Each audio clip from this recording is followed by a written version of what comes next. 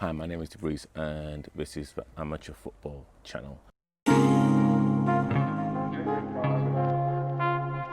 This channel is all about grassroots football, Sunday league football, non-league football, my own journey. So if you like all of that, please subscribe. Football is now back. Grassroots football is now back on the agenda. The FA put out a statement a couple of days ago, or a few days ago, about dates and processes that teams now have to go through, but it's the fact that football is now back.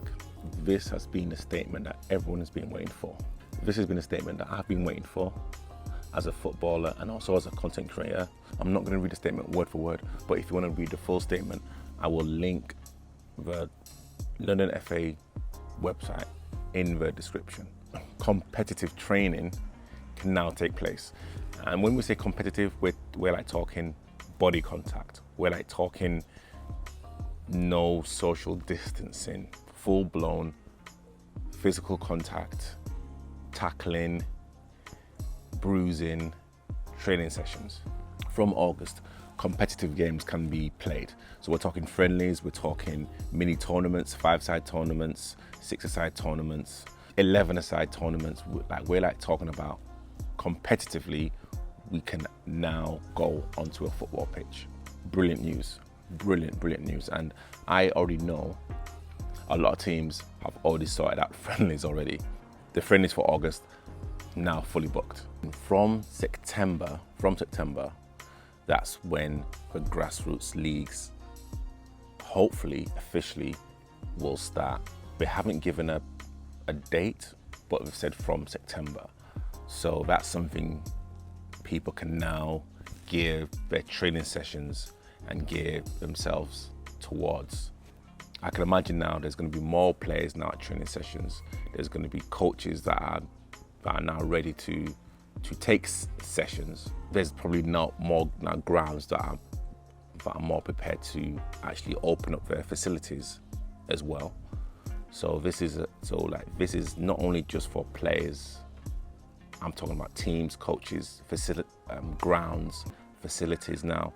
Everyone is now ready for the September start date.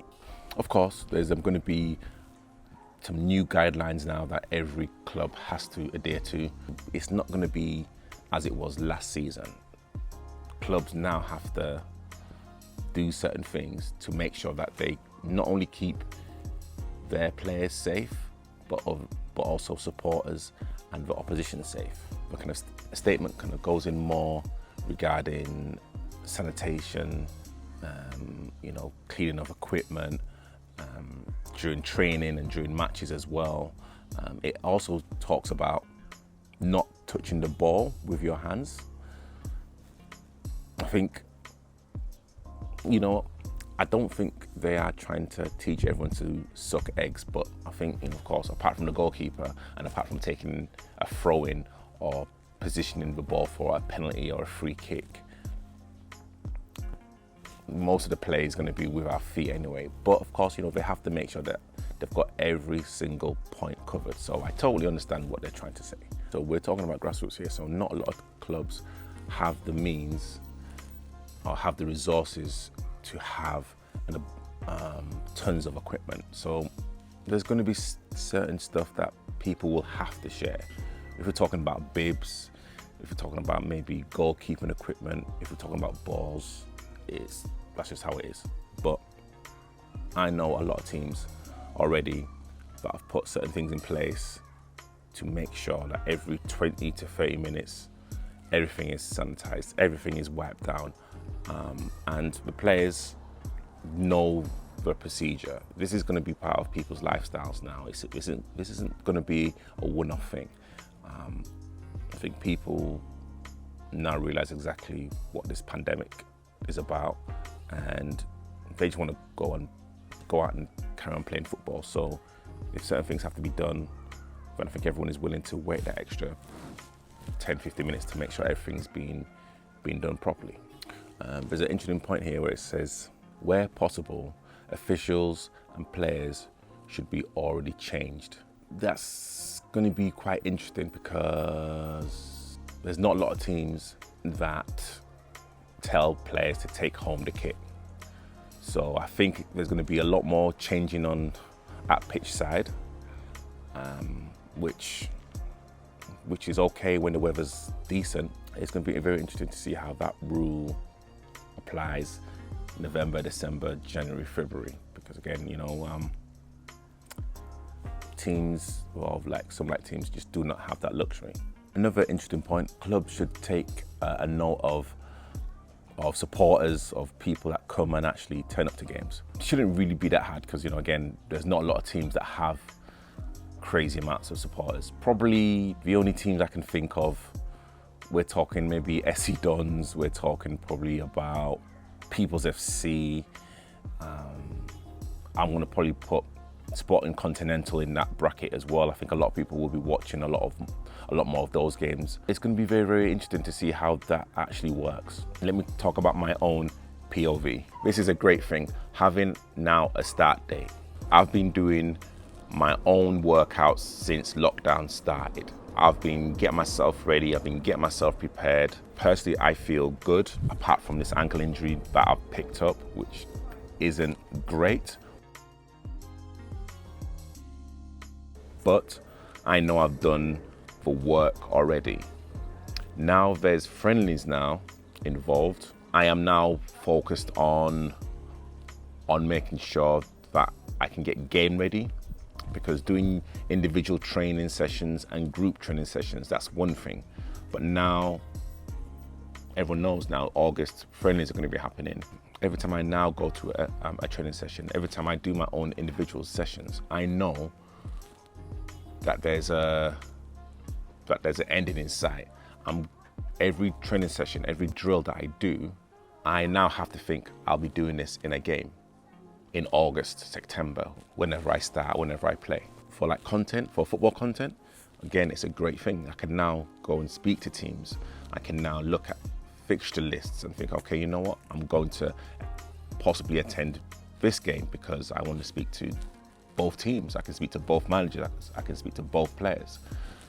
Creating content now, of course, this is great. I can imagine every football content creator, they've now got a list of teams, players, and things that they're going to do. I literally have my list, and I can't wait for it to start. Will players still be nervous? 100%. I know players that have decided not to even take part until there's a vaccine available. So it's going to be a little bit of a mixed bag, but I would say the majority, I'd say 90% of players and teams cannot wait to get back to grassroots football. And you know what? It's not even just players and teams that are looking forward to the start of the season. Grounds are now looking forward to certain things because now they can now speak to players and teams that they've had long connections with about home pitches now. Start paying for home pitches, which of course helps them maintain their facilities as well. This has been a knock-on effect throughout grassroots football, throughout grassroots football businesses. So now having a start date, it just takes that pressure off a little bit. Not saying that we're clear right now, because again, things can change. But it's the fact that the FA have now put out this statement, and of course, it's been passed around to all leagues and clubs, and everyone is really, really excited now about just playing the game that they love. Let's be absolutely honest here. A lot of players don't go to the gym. They don't go out and socialize. Football is their only outlet on a Saturday or Sunday. So since lockdown, they've had no other outlet to go out and meet other people, to exercise, and to forget about whatever issues, problems they're having during the week. So we're talking about mental health as well. So this is a big plus for those players, those coaches, those people that like to support grassroots football. I am looking forward to everything that's happening. I am looking forward to creating content. I'm looking forward to playing. I'm looking forward to competing. I'm looking forward to winning trophies, winning games. This season, I'm not here to play around. Not saying I was messing around in previous seasons, but this season that's coming up now, it's a different ball game. It's a totally different ball game, and literally I'm talking about playing, I'm talking about my content, I'm talking about networking, I'm talking about branding, I'm talking about my own lifestyle issues, I'm talking about everything that I'm involved with in grassroots football. It's a totally different level now. I'll be doing contact training. That doesn't scare me. I'm kind of confident that the people I'm going to interact with have been doing the necessary procedures to actually make sure that they're safe. I know that the clubs that I'm talking to and involved with have put in the measures to make sure that everyone is safe. So I have no doubt at all that everyone within the circle that I'm in are safe, 100%. I've been speaking to like a lot of people during lockdown, and you can tell it's just a different focus, it's a different mentality. It's a different energy that people are now giving off. So it's going to be very competitive. People want to show other teams what they've been doing since lockdown started. And yeah, 100% there's going to be teams that are going to be slow off the blocks. There's going to be players that are going to find it hard because they've not put in the work. And yeah, there's going to be players that are going to turn up for like a 2-week training session and think that they're going to be fighting fit. You have to be very blessed to actually think that way. And there's going to be players who have put in the work since lockdown that are going to feel the benefits. Thank you for watching this video. Please like, subscribe, share this channel to anyone that you feel loves grassroots football.